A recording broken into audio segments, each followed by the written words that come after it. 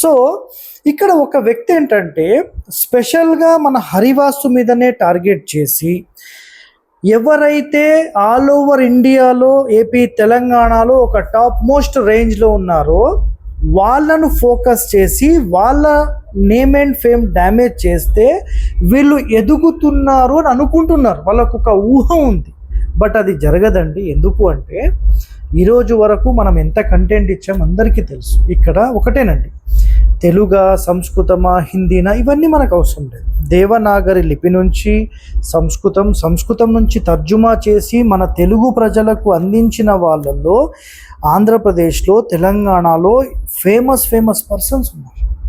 So నిజంగా మరి సంస్కృతమే ప్రధానం అనుకుంటే వాళ్ళందరూ ఎందుకు తర్జుమా చేస్తారు?